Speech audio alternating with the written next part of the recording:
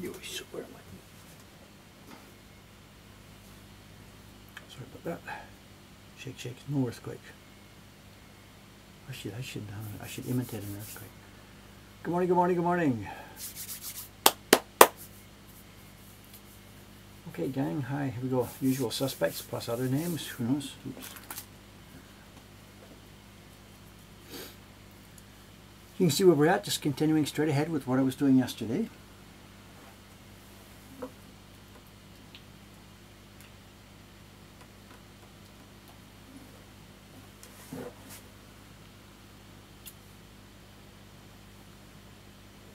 All set, gang. Okay, good, good, good. I think everything's charged, everything's connected, everything's ready to go. Let's just get into it. It's going to be glasses switching back and forth, back and forth.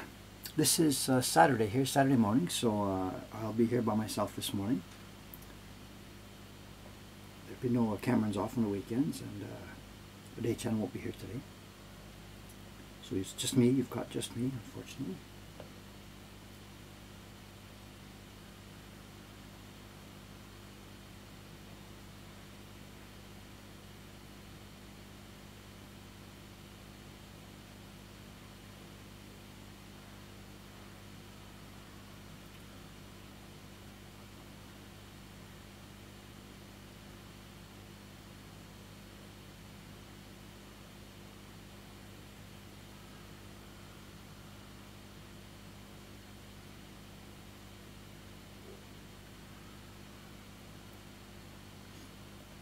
For those who are just tuning in who haven't been here for the past couple of days, work is now progressing on the Octopus print again.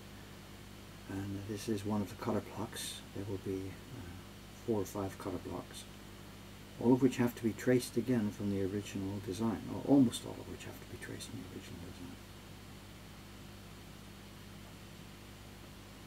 So that's what we're up to here. We've got the original book scanned into a Photoshop type file inside my iPad here. I'm tracing over, at the moment this is one of the seaweed layers, this is the green layer. I'm tracing over it to give me the information for carving the color block.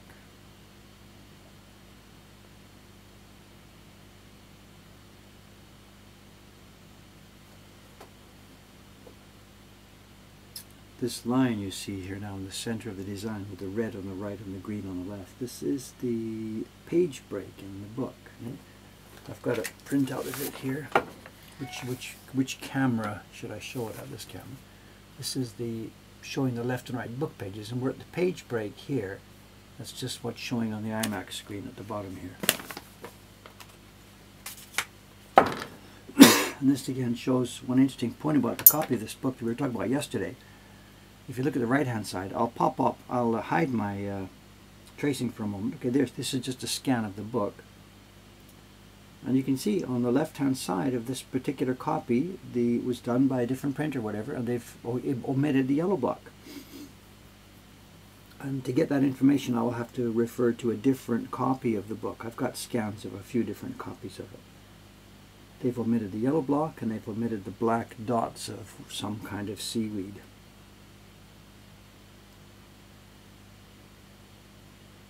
Right, anyway, I'll get going with this.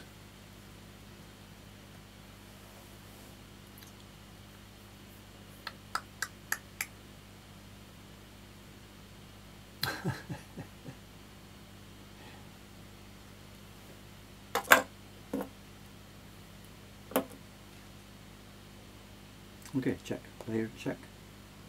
Paint, check. Let's go. There's something too I'll have to decide what to do when they did their separations of left and right. Remember, the left part's printed on from one separate block and the right hand side's from a separate block. I'm going to be doing them together. So I need to integrate my color blocks here.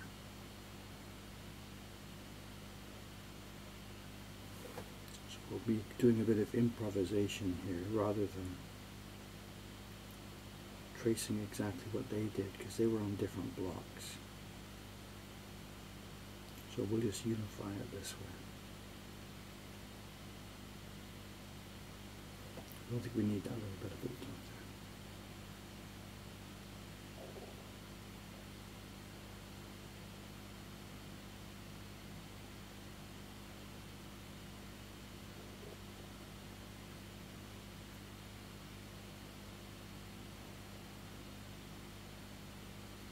And we're drawing these shapes with two tools, with a brush, and then switching to an eraser to fit the last, put the points on the necessary places to get rid of the unevenness. I can't draw these points with this brush.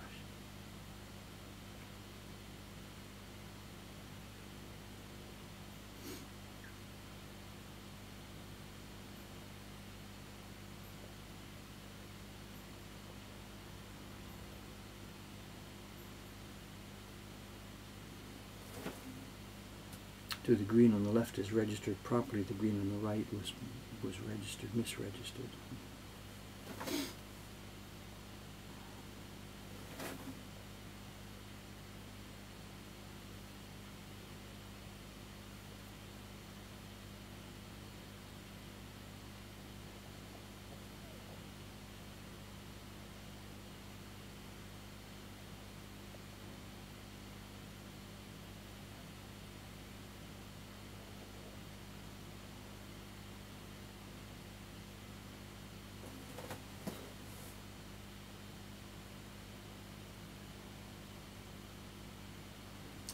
Same thing here, how to line them up. I think we just bring it down.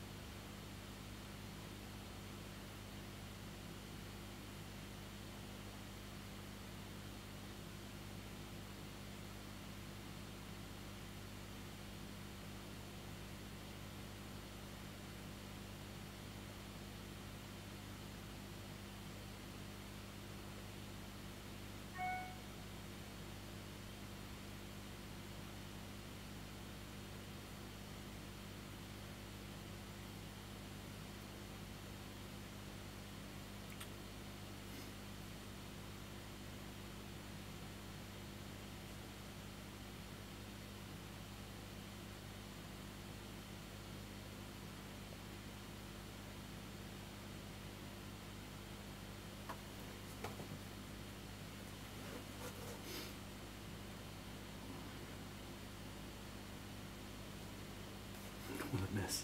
It makes sense though.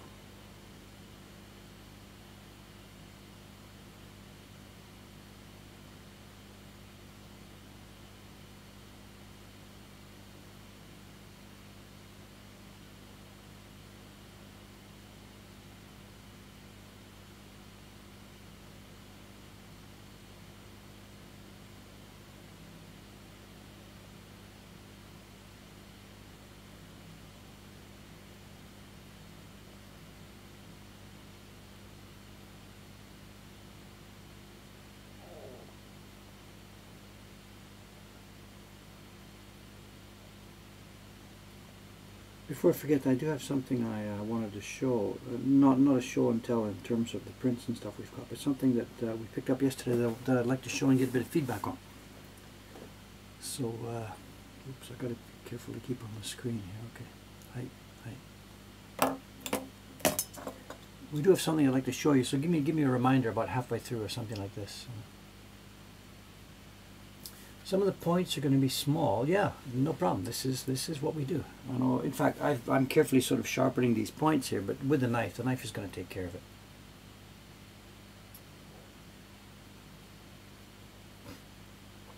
I don't know if I keep trying with the fill tool, but it didn't seem to work. I don't know. I get a fuzzy edge. I don't know. I suppose maybe there's something here. If I join this thing here,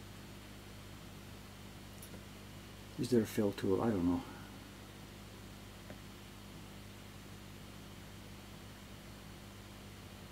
I don't know. Where am I here? Tap to choose a brush. I don't even know where the tool palette is on this thing. How do you get the tool palette? Oops, that's counting. I don't know what that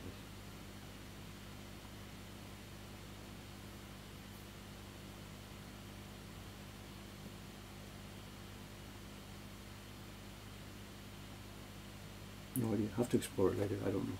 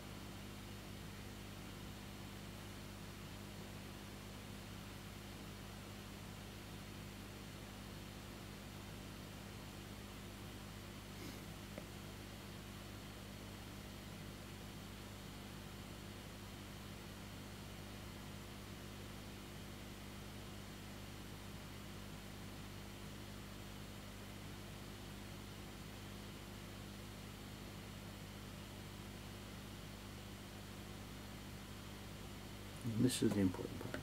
Getting the points.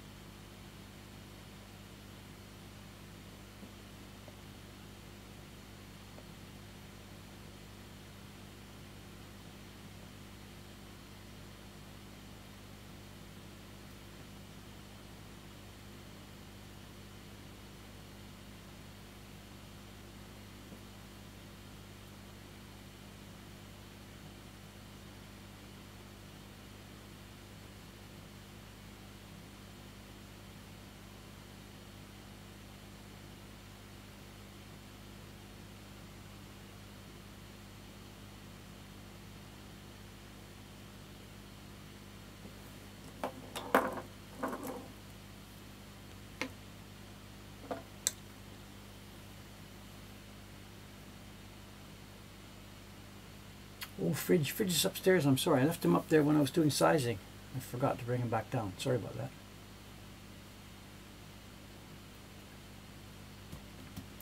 When I'm printing a work that was done by somebody else, do I face any copyright problems? This particular image was done in about 1814 or 1824 or so, so no, there's no copyright on this image.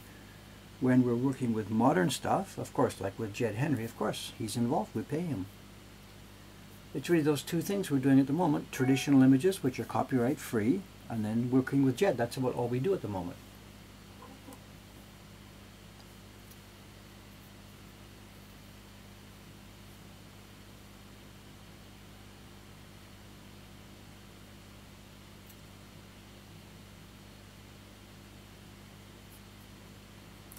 My stomach sounds hungry. I had a good breakfast this morning. I don't know. Is there a noise happening, or is it a noise from somewhere else? There's fan noise on the computer going on.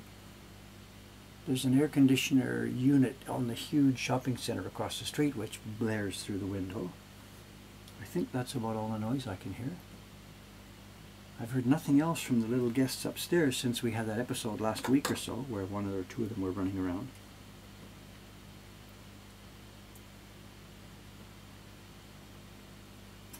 Now this next zone too, this might be a bit confusing. What we'll do here is I can't color in all the green and white here because we don't know exactly where it's going to be. So what I'm doing at this point is these different seed plants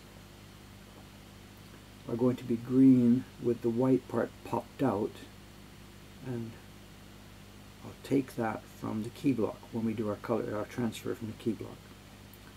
So at the moment simply I'm showing the areas here where there will be a green tone involved, and the actual delineation will be done from the key block.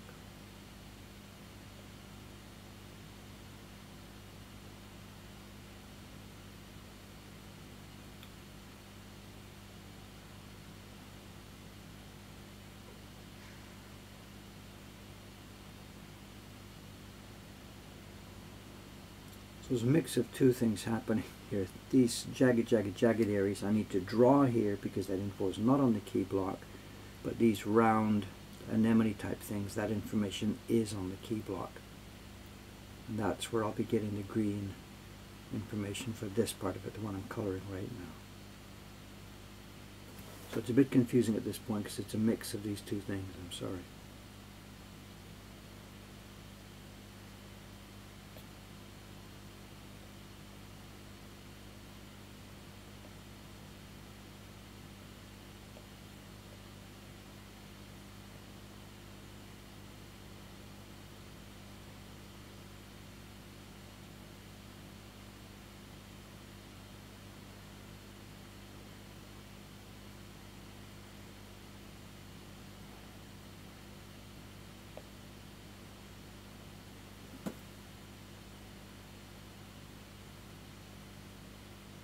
This part, these zigzags, we have to draw.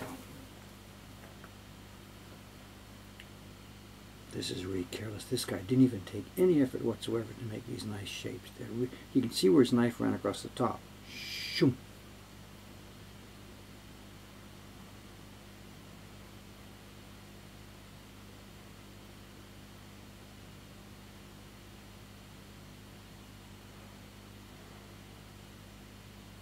Follow the branch. Not even close, this guy.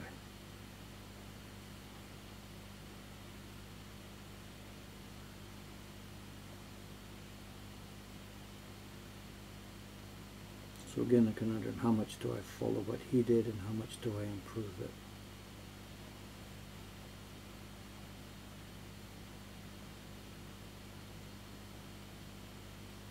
That's a mistake, I think. Look at that. That's a chop, a chip. Let's make it nice.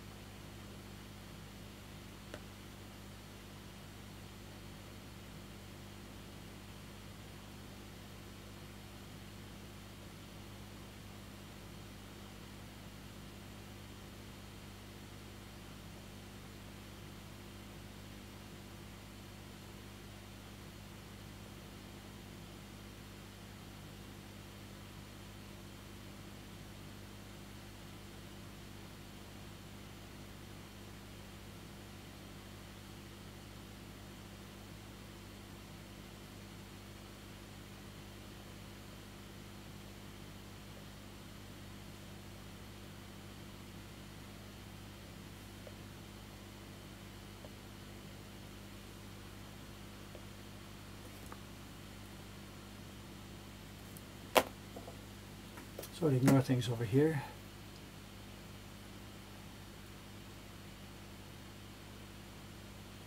What's the conversation? Copyright conversations.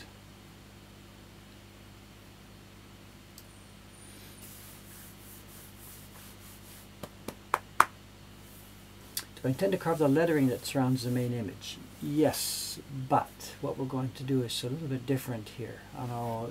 In the original print, in the original book, the lettering, part of the image, was carved onto the key block itself. So the key block and the lettering were a single block. It's the same with all those old books, the ones I showed in that YouTube video a couple of weeks back. The images and lettering were all totally on one piece of wood. But what I'm going to do here, because we're not actually making a reproduction of the book, we're doing it as a single print. What I'm going to do is I'm going to keep the lettering on a separate block, because I have the idea that a number of the people who want this print would find the lettering to be just sort of something that's in the way and an annoyance. This is a beautiful image, and for most of us who can't read that old archaic Japanese text, which includes modern Japanese as well, I think that just becomes a kind of something that's in the way. But there are people who want this. So the idea is that I will carve it, the lettering, but that I will do it on a separate block. We can easily register up different blocks. So I'm going to carve the lettering on a separate block and then issue the print as just an option. You can have it with lettering or you can have it without lettering. That's the idea at the moment. But I can see what might happen here is we're going to carve the key block first and then the color blocks, and then I'll sort of do a test printing before I get that lettering carved. And I can see is moving into a situation where I might not actually get time to do all that lettering and stuff. So we'll probably get the thing up and running first in a no lettering version. And who knows, maybe it'll never happen, I don't know. No idea.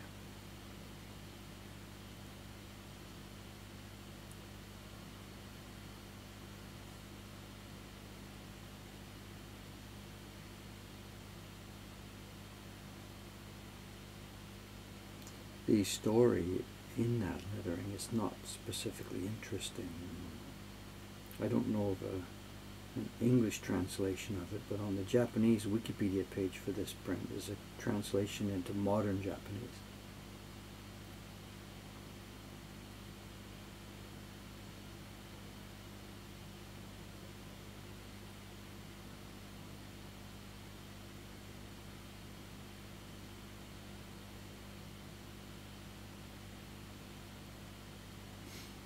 And the page break here, it's never clear what to do with the page break.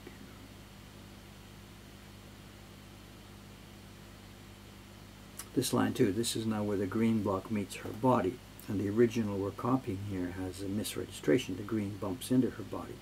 So of course I'm not tracing that. There's no way that information will be taken from this.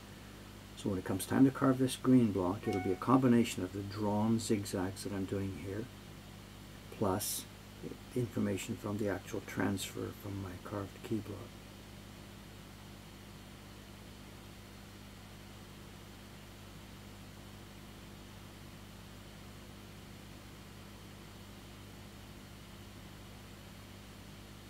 And all these white areas will be carved out at that time.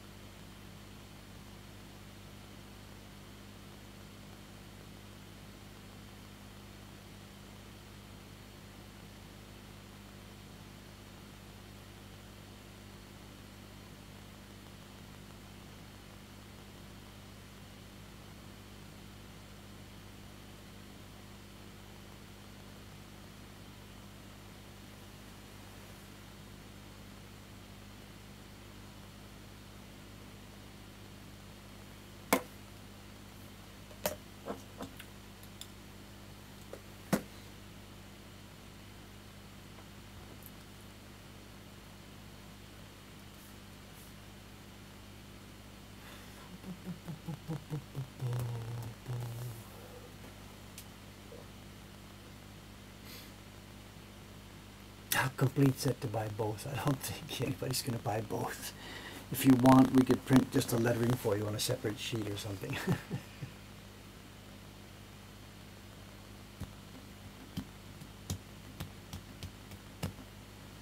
What's that? The Chinese Wikipedia page?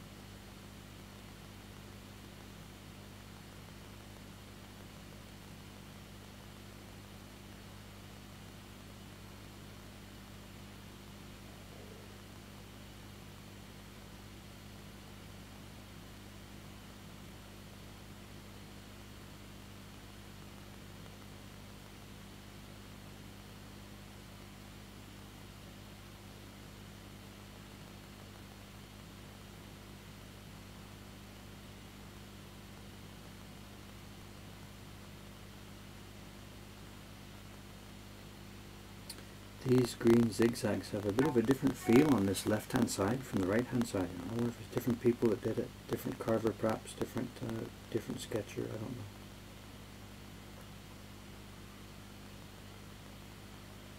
You could get some AI program that analyzed the way the lines are drawn and cut and to try and figure out how many people did these things.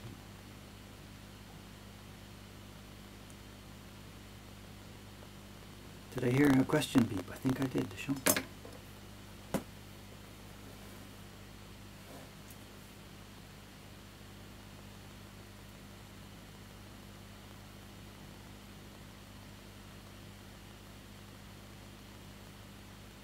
Is there a question in the box here? Twitch questions.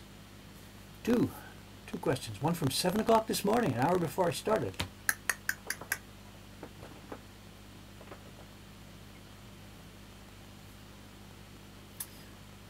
Okay, one is there a paint bucket tool? I suppose there is. I don't even know. I don't really know how to use this program. And previously, when I tried to use paint buckets, it just left me with a shadow around the outside. So I don't know here.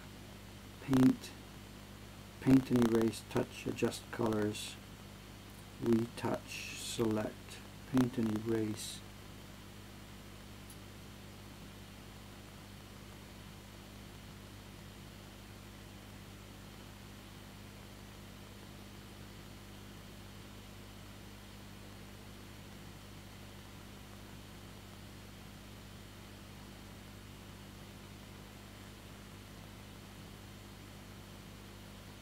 No, there may not be a paint bucket tool here, you know. This isn't Photoshop I'm using. There may not be a paint bucket. I don't know. I'm sorry, the next part of the question was, oh, there's two greens? I don't think there's two greens. The person in the question here is asking me there's two greens. What you're seeing here is, this sort of looks like a dark green, light green. This is where the key block is underneath it. There's the green area that's just green. Unless you're talking about the left and right difference. There's green printed over the yellow, and there's green with no yellow underneath it. So it looks like different kinds of greens. But what I'm isolating today is I'm trying to pick out the area that just will be the green block. Part of it prints over white, part of it prints over yellow, part of it prints over black. So there's different tones to it once it's finished. But there's only one green block.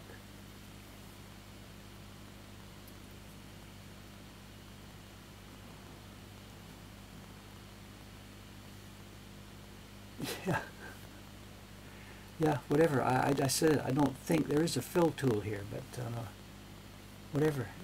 Being super efficient is not my goal here, you know.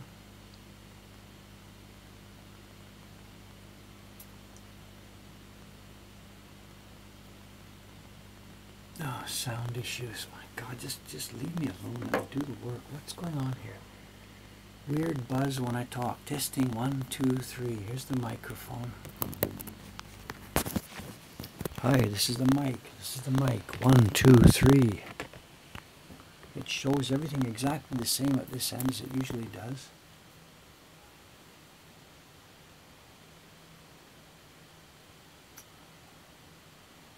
Nothing else is here.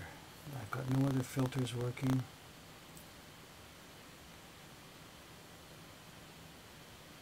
There's no filters on the mic. Lots of crackle. It's just our daily gremlins. I don't know. Here's the mic. The major box.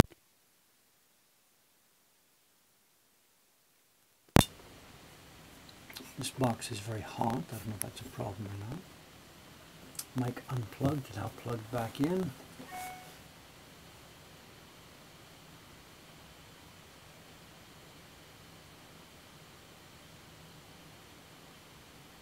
Again, the fans are roaring here. Is this the fan? If I bring the mic closer to the computer, that's a fan.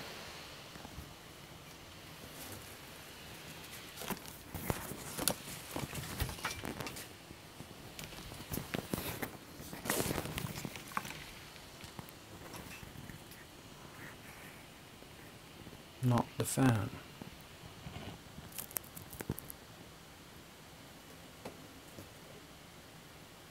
I can turn off the audio from that mic. The audio going down, down, down, down.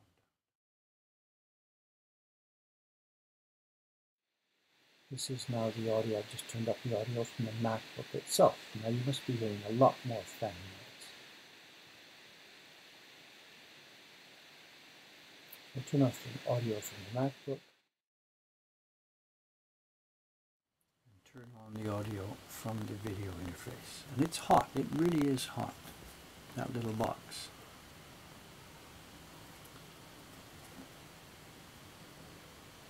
There's another choice. I can unplug the mic here and I can plug the mic into the camera. Let's try that.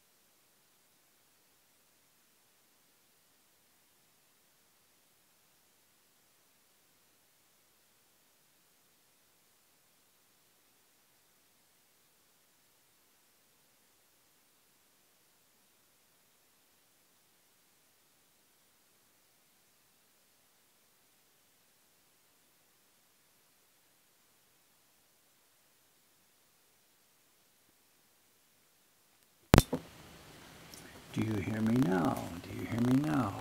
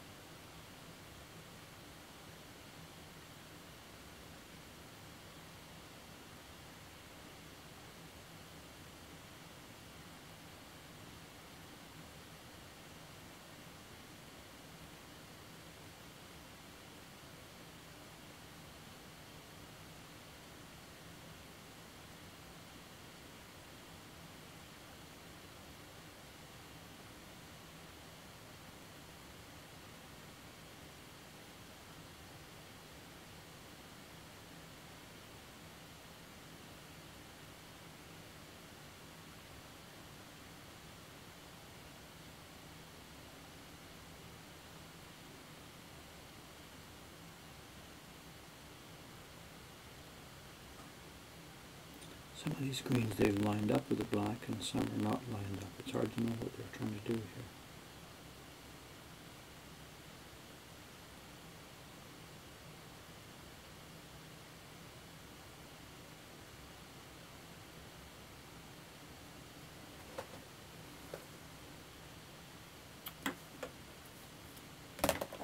I don't know if it's worth looking at this and trying to talk. I don't know. There's no sound or whatever. I don't know.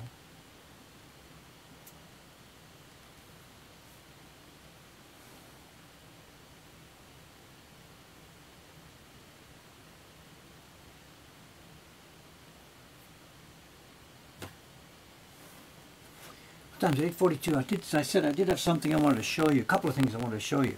Can you hear me or not? Is there any point in talking here? Testing, 1, 2, 3. Testing, 1, 2. We can hear you, he says. Okay, there's a couple of things I wanted to show. There's no wingman coming today, no Cameron or Ray-chan, but what I can do is, which camera here? Okay, so first thing, something very small. This is no big deal. We got this yesterday. I got this. We've seen this before. Which camera? This is yesterday. I got this from one of the print party attendees yesterday. A young man called Brandon. I don't know, last name or not, should use or not. I don't know. No idea. He's been following the chats. Maybe he's here this morning. Probably not, because he's traveling in Japan. But, and he watched the 3-hour stream and thought, okay, I can do that.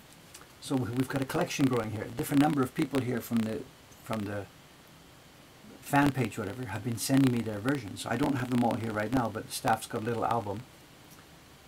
And we're building up a collection of these that different people have made and sent us. So he did quite a nice job. It's on a very thick paper, and to make that kind of a rich, deep color on thick paper was quite an achievement. I don't quite know how he did it. It looks to be very thick pigment, some kind of, I don't know, rich pigment. I don't know what it is. It looks cool. So thank you very much to Brandon for passing this on to me yesterday. The other one, it's interesting. The other one is a bit different. I know I mentioned a couple of days ago that a young lady from Spain was here, Fabiola Gil. I don't know how you pronounce words in Spanish. She's a printmaker in Spain who has got some prints in the guest corner of our shop. And she was visiting here, it's 2 days ago now, so it must have been Thursday. And we were chatting about this and about that and about this and about that. And she's going to be sending more prints for our shop because they hadn't been here more than a couple of days when bang, bang, bang, they started to sell.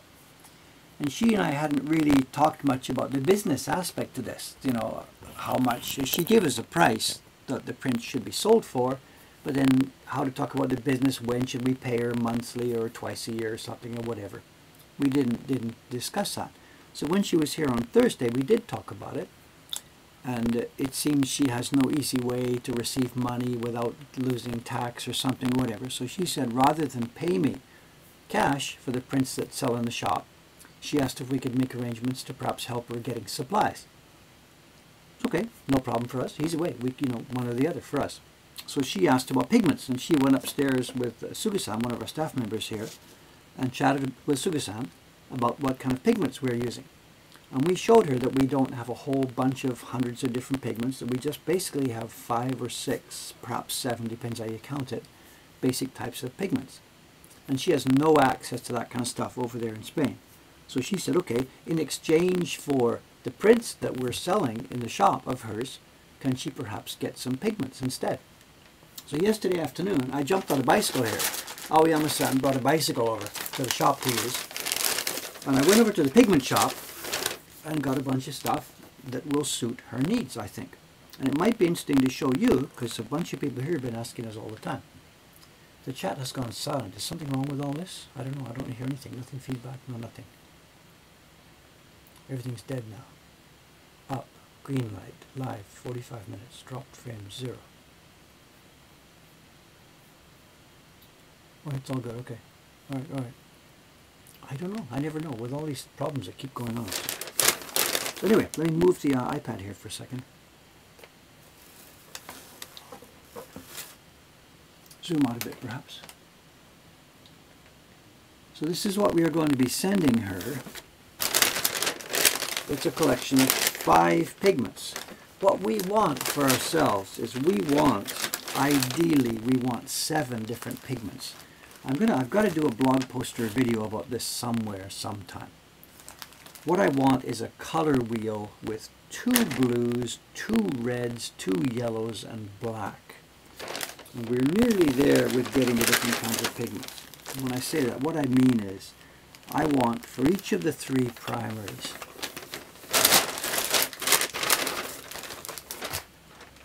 I want a kind of a coolish blue and a kind of a warmish blue. Blue isn't a warm color. The people doing color temperatures and stuff call blue a cool color, but whatever. Within the group of blues, we want something that's cold and something that is more warmy bluish. In the terms of red, it's easy. You can get warm reds and cold, if that's the right word, reds. Yellow, we really only have one basic yellow. It's almost pure primary, and to make it warmer we can mix some red in it, and then we use black in the middle. So what we're sending her is this set of 5 packages, and with this 5 packages plus the black that she's got, the Sumi black, she'll be able to make pretty much anything that we make here, all the ukiyo-e colors. And the names of these things are, for the red, it's the color we call honyoko. True Western red is the literal translation of the characters. It's a pigment that's been around for, I don't know, at least 100 years or so, maybe more. That does the primary red. That's what we use to make our red, our pink, and whatever. Next is what they call bengara. And I think I've been told that it comes from the Japanese word for Bengal, as in India, in the idea that it might have been originally something from India, but I don't think so. This is just basically iron oxide. It's just like a rust. And it's a dirty kind of pigment, and if you use too much of it, it's not so good. Your prints will get sort of dirty and musty colored. But we need it to do thinly for skin color. This is the color that makes skin. And I can get that because what's skin? Skin is hemoglobin, which is what? Iron, you tell me. It's some kind of iron thing that carries the oxygen around your blood, right? So bengara, iron oxide, makes a beautiful skin tone when used thinly. The other blues we're using here, we sometimes use real indigo, hon-ai, but we can't get that anymore. Not for love or money can we buy that stuff anymore. So we now use the color that's called bi, beautiful blue. And this is completely made in a factory. There's nothing organic about this. In fact, pretty much all of these are made the same way. These are modern mineral pigments which are mass-produced. So, somebody's got the honyoko. Yes, yes. Honyoko, yes. The bengara is always used with katakana, bengara. There's no kanji for that I know of, because I think, as I said, it comes from the word Bengal. And bi is... It's the 2 kanji that make beautiful blue, bi. Then for the other type of blue, the cooler type of blue, we use the color, this is an early 20th century pigment called shinbashi, new bridge. And I have no idea what the derivation is or what the name comes from. But it makes all the colors that you would see in a Western palette, like peacock blue and all that kind of color and stuff like that. And then for the yellow, this is real trouble for us. We have a few packages here of an old-fashioned yellow that we love and would love to use. And it makes a beautiful, beautiful color, similar to something what in the West would be Naples yellow. But we can't use it anymore because it's totally and absolutely poisonous. So we just use a basic yellow, which is just simply called yellow. And it's okay for us because it's pretty close to a primary, which means we can just put a tiny dab of anything else in it and adjust it to the different kind of yellow tone that we want. And then given in the middle of this, Sumi, a bottle of black calligraphy ink, we can make pretty much anything in the ukiyo-e palette. And I said pretty much anything because it's not quite true. There's one important tone missing from here, and that's vermilion. Vermilion is sort of orangey, and we can imitate it with the yellow and the red here, but there's a tint and a tone to real vermilion that just can't be made from other pigments. But it's insanely expensive, real vermilion. And it really literally, like a piece of a powder, whatever the size of my thumbnail, is $40, $50, $60. So we no longer can use that anymore. Plus also it's toxic, which makes me want to avoid it with the younger printers upstairs here. Sumi is, it's carbon black. In the old days they did it by candles and stuff and soot. They would burn things and catch the soot, and the soot would become the carbon black. The modern stuff, I don't know how they actually physically produce it, whether it's from burning something or not, I don't know. But it's just simply carbon black. It's not something exotic. It's dirt cheap. When you're buying it, the quality and the richness is the factor rather than anything else. So we buy the brand name here called Kaimei Bokuju. Kaimei is the company name, and Bokuju means liquid sumi ink for calligraphy. And it's very, very high quality. It's nice and rich, and it's extremely, extremely smooth. But it's no big deal. If you don't have access to that, you need sumi sticks, the kind for calligraphy. You simply soak them in water, and bingo, you've got carbon black. Lamp black maybe is the Western name for it. And we don't have white. We don't have a white pigment in this building. We don't use white. We never mix white with any of these. We produce white by diluting our pigment so that the whiteness of the paper shows through. That's the core of the ukiyo-e technique. Moving into the 20th century, people started to mix white with colors, and down in Kyoto, the kind of printing they're doing down there, which is mostly imitation of paintings, they mix white in with their pigments. But in the clean ukiyo-e technique, as practiced here in the eastern side of Japan, there is no white mixed into the pigments. Remember, printing in Japan is two different styles. The way it's done in Edo, which is now Tokyo, and the way it was done down at the west side of Japan, in Kyoto. And they, in imitation of painting, they mix white in all the time. We don't like that at all. Our parents' pigments are transparent. Anyway, so this is actually a big pile of pigments here. This cost, I don't know, about a couple $100. I don't know exactly. And this should do Fabiola-san. This should keep her in business for years and years and years. The quantity you see here, this is way, way more quantity than I used in all the years I was working by myself before I started opening the workshop here to work with other people. So $200, somewhere around there, and that's pigments for her, I can't say a lifetime because I don't know what she's going to be doing, but it'll keep her busy for many, many, many years. She may want to supplement this with different kind of pigments because she's doing work that's not always just the Japanese ukiyo-e style. But with this group of pigments, we can make any print that I've made in our workshop here over the past 30 years. So there we are. Well, I know what's going to happen now. Actually, I know what's going to happen. Dave, can you start selling pigments? I know we talked about this yesterday, me and Cameron and Aoyama-san and stuff like that.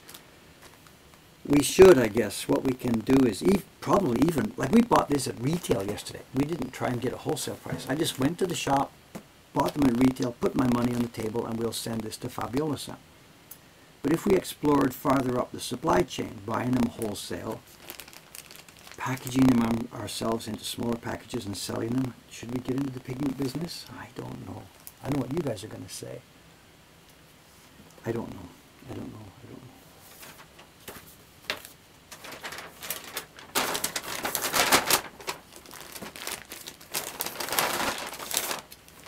Anyway, this is going to be one happy lady, I think.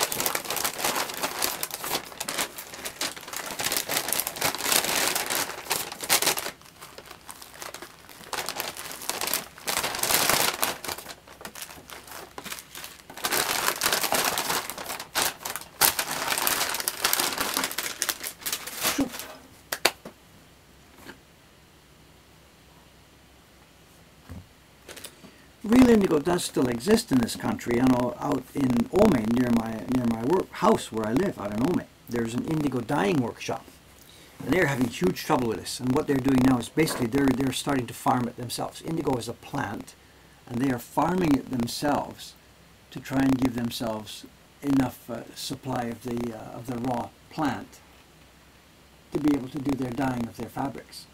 They used to buy what's called tsukumo, which was fermented indigo. They bought it from specialist suppliers, but that became unavailable quite a long time ago. Then I think they were importing some from India. It turned out to be not so good. And now they're basically farming it themselves. But the indigo that they use, the natural indigo, they prepare it and ferment it for use in making fabrics, and that makes it not so useful for our side here. And I've half jokingly talked to the guy that when they finished with their dyeing, the vat full of indigo bit by bit gets sort of not so good for them to use, and they just throw it out. And I've asked them, maybe one time they do that, if they can scoop up a gallon of the stuff or whatever, let it dry out, and whatever the crusty dried indigo stuff left over from their dyeing, let me try it and see if it's usable for our pigments. So we may have action on that somewhere down the line, but at the moment, no.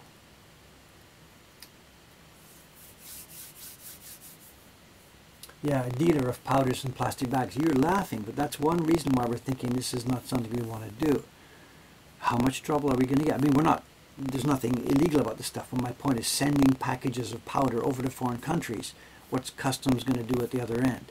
So we're thinking there may be just too many problems with shipments that don't get through, or shipments that are seized, or shipments that just cause trouble. The last thing I want is just to get in trouble with this. The customs in Norway stops a package, alerts the customs in Japan that this place is sending out suspicious packages. Do I need this trouble? Perhaps I don't think so. So I'm not in any hurry to jump feet first into this business. Light and fast. These pigments here are far, far, far more light fast than any of the traditional pigments. They're not 100%. Of course, there's no such thing as a pigment that you can make totally light fast, will never change. Compared to the old stuff, which was extremely fugitive and extremely delicate, these modern pigments make good, vivid, strong color that will last longer than our lifetimes. If you hang one of our prints on the wall where the sunshine hits it, you're dead. It's going to be totally changed. But these are as light fast as anything you could sensibly ask for. The mic is dying, whatever can I say? Nothing's changing there except maybe the video interface is getting hotter, I don't know.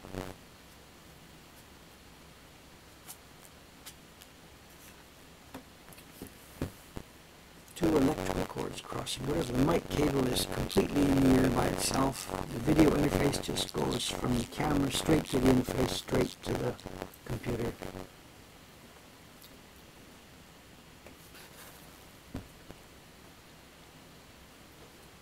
I'm just going to get back to work, I think.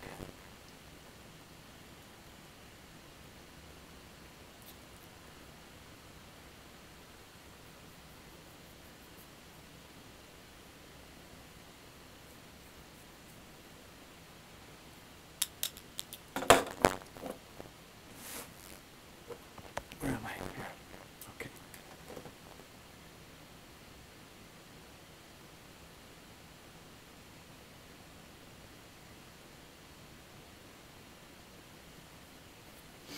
Yeah, the fill. People be bugging me about fill. We should tap in the middle and fill it. But I don't really see any fill. I don't see any tool palette here. This is not Photoshop. This is a program called Pixelmate. There's a button for share, a button for settings, which is just guidelines, devices, image setup. There's a button for starting new layers. And there's a button that shows a paintbrush, which has crop, select, format, effects, adjust colors, distort, retouch, and paint and erase. And under paint and erase, it just brings me to a brush. When I tap the brush, I get a selection of brushes. Smudge tools, basic brushes, watercolor brushes, sprays, paint. Is this where you might find it? No, these are brushes. These are just brush shapes. Ink, markers, crayons, and pencils. Now I've lost the brush that I had. What was it? Japanese brush. Without wanting to be anything stupid about this, I don't think this program has that sort of tool. Maybe there are other software available for the iPad that I could do this. I would need to be layering. The requirements, I need layers like Photoshop. I need to adjust opacity like Photoshop. This is Pixelmator. Somebody can, whatever, you guys can look it up, whatever. If there's a tool that has, if there's a software that has paintbrushes involved, yeah, maybe it would save me some time. But at the moment, I don't have that, so I'm just going to keep going here.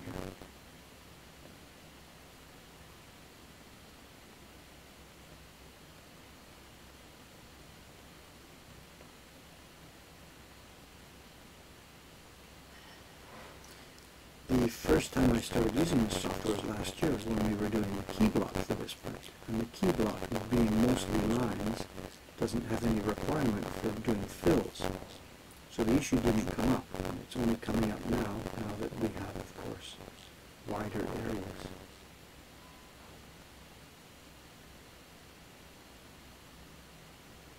Oops.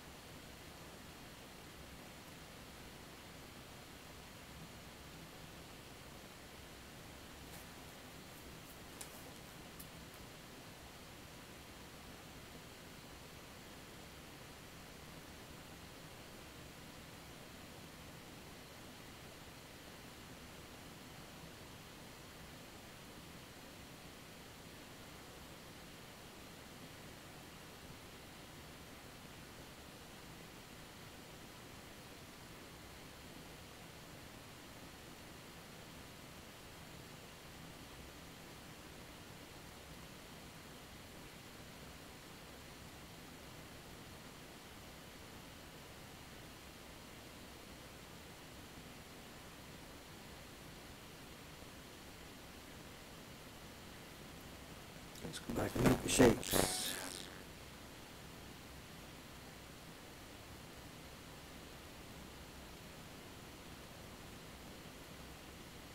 This is almost redundant doing this part because my knife will cut these tips easily enough, but it's just trying to make it look nice.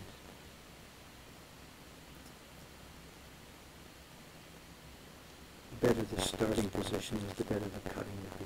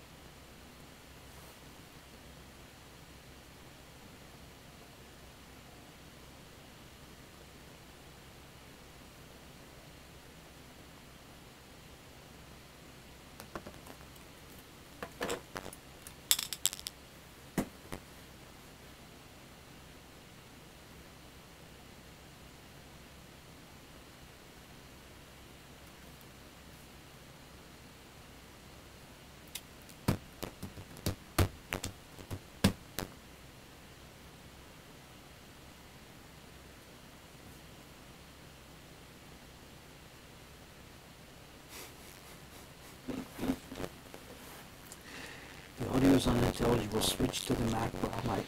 MacBook mic up. Camera mic off.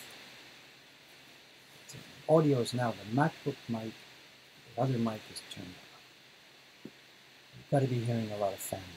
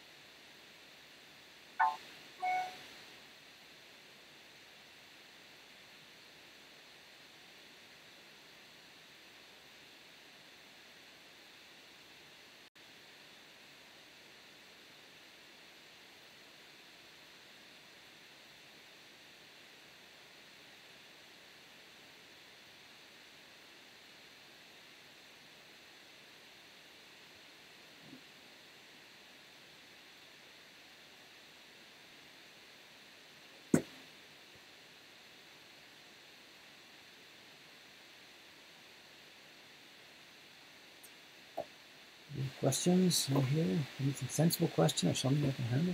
I don't know.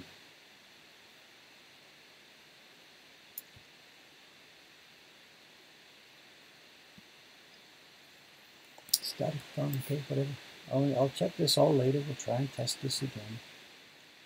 The video interface is warm, not so super hot. Should be okay. It's standing up. I isolated it, so it's not just sitting flat on the desk. Don't know. How will I register this print with the key block? How will I register this print, this color with the key block? You know, it's difficult to explain in words, and if you hang on, we'll see how it works later. Typical color blocks don't need coloring, painting. You just print the key block and color in the lines. So print the key block, color in the lines, and paste it down. This one, because we need Photoshop data, because we need trace the data from the original. Once the trace data is done, I will print it out on thin gummy, dimension it the correct dimension. But I can't just paste that down on a block and carve it, because I won't know where the actual boundary lines are, the really important critical lines where it overlaps the key block. So I'm going to do a combined color block. I'm going to print out the tracing I'm doing now, which has got all the wiggly lines and zigzags. Then I will also print a traditional transfer sheet. Print the traditional transfer sheet. And you've seen me do this before on other prints. I will then cut from this version the wiggly lines, place it in the right area on top of the transfer sheet, and paste that down for color carving. It'll be a combination of the two things. Just sitting here too now, I can see a couple of other areas. Do you see this right in the middle of the bottom part of your screen? I can't. Here, I'll put a red circle around it. See this? What I'm circling here? You can see what's happened when the guy was carving the calligraphy. And this is interesting because it sort of shows that the calligraphy was carved not separately after the key block was carved. Because part of this calligraphy is being carved, and when he was cutting this horizontal line of the rocks, he banged into that character and popped the split out of it. So this guy would have been carving the calligraphy and the lines at the same time. Because here's a part where the lines bang the calligraphy. Let me undo that line. And right over here, here's the other way around. Here's a part where the calligraphy bangs the lines of the octopus. So the guy was clearly carving these things together. It wasn't all the key lines first, then the calligraphy. He must have worked across this block zone by zone by zone. Here's another one of those places. You see this? Where the line of the octopus. He carved the horizontal line first, then when this angled line was coming down, he banged into the horizontal line. We saw a bunch of these yesterday. There's dozens of them. They're all over this thing. There's pops and clicks and cracks everywhere. This is not high quality carving in any way. It's really, really, really fast work, which goes hand in hand with what it was. It wasn't high art. It was a book of pornography, or whatever you want to look at. It was fast production. Let me get back to it. Yeah.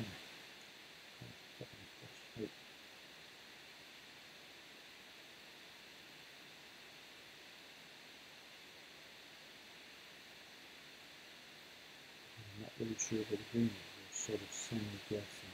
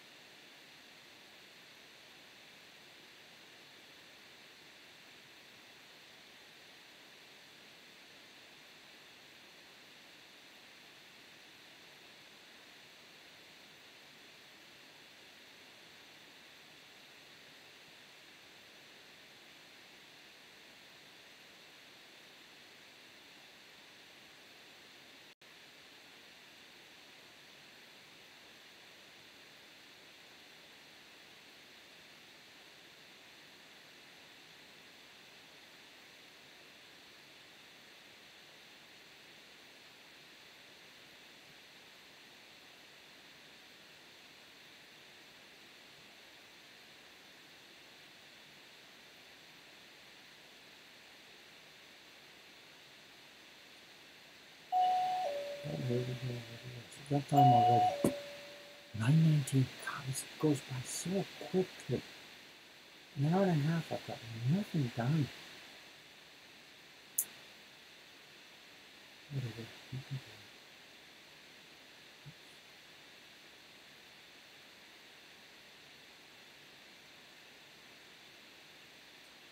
It's a full party day today, and it's me and Kawai-san doing it together, so which means I'll be the host. Kawai-san's doing a good job, and if he's here with one of the other staff, they do a good party together. But we can't do it so that Kawai-san's the leader and I'm the assistant. It just doesn't work that way, for obvious reasons. So because he and I are the hosts today, it means I'm the host. So it's okay. You enjoy that and you do it. But it means a very busy day, a long busy day for me.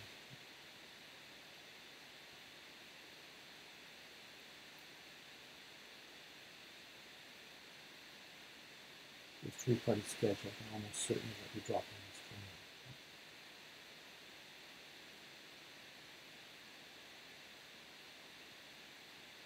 As I've mentioned before, the party season just does not stop.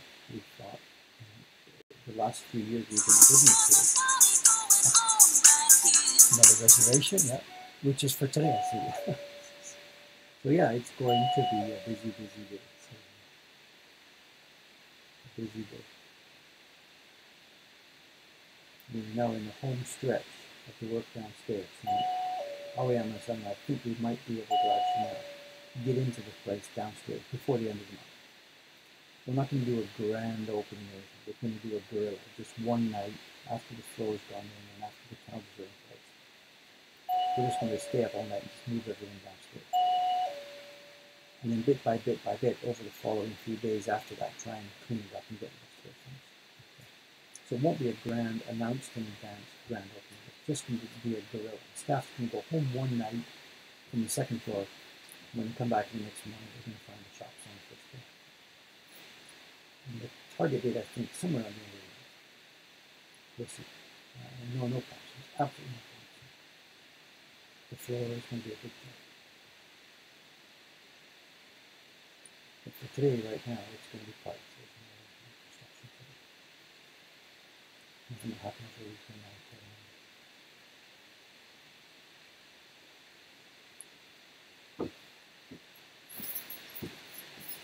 Good morning. Hello. Oops. We got 3 cameras running again today here, but it seems there's problems with sound. I don't know. No idea. Octopus can you type? You say hello. Here we are.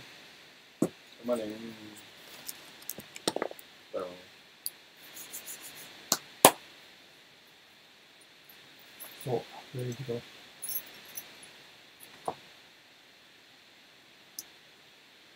So what is it now? It's 9:20. I should get out of here because it's cause we've got party preparation to do and it's Kawai-san. 2人ですね。今日ホスト。行かせてKawai-san。あ、そう。まあパリ行ったんでしょ？そう。行ったんですか。まだ。うん。そう。Yeah, it's you and me today. All right, no problem. 昨日も忙しかったです。パーティー結構。4時も忙しかった。そう。でもレイちゃんと小泉さんと3人いたんです。3人いたんです。問題は途中でお店が混んでた。で、テイコさんのお店、僕がパーティーだった。別もあったんです。めちゃくちゃ。でも、よかったよ。3人でできますよ。そう。小泉も本当にやるやる。レイちゃんも4人のパーティーでレイちゃんが、Can I do this? レイちゃん、4 people. Are you taking to do this by yourself? She says, I want to try. So we tried it. She did a party by herself yesterday. 4 people. Not by herself, but she was the leader. So it's great. It's coming on really well. I'm really happy with it. Okay. This has been a bit of a bad stream today. Sorry, whatever. The work is not so interesting, and it seems we've got technical troubles again. Every time I get this sorted out, and every time we move to a different level, something goes wrong.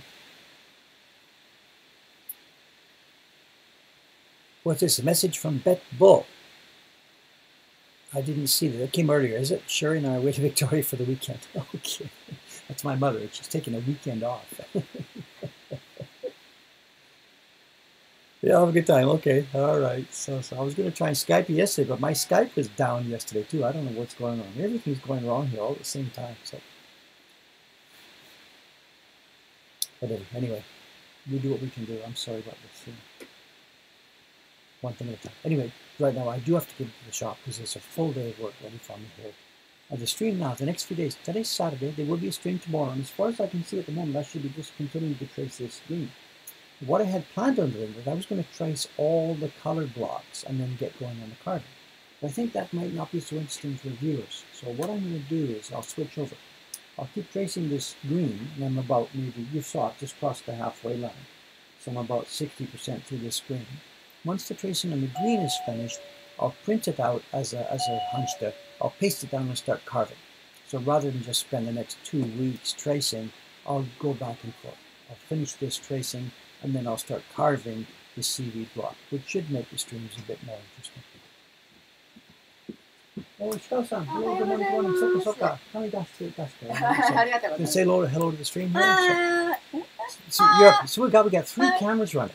That's the camera on you.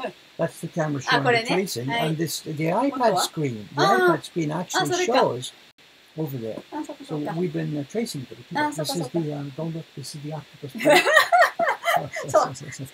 My mother's watching. Well, I'm going to shut this down right now. Is it okay? Live stream? Okay. She's got something she wants to tell me about or talk to me about. Okay. Anyway, thanks so much for watching, guys. Sorry about the technical problems. We'll try and get it leveled up. I'll see you tomorrow. Same time, same place, same work. Bye-bye. Thanks for now. FaceTime camera off. We now have a hot mic. No, well, no, we don't. I don't really know if we do or not. But anyway, signing off. Thanks very much. I'll see you tomorrow. Bye-bye.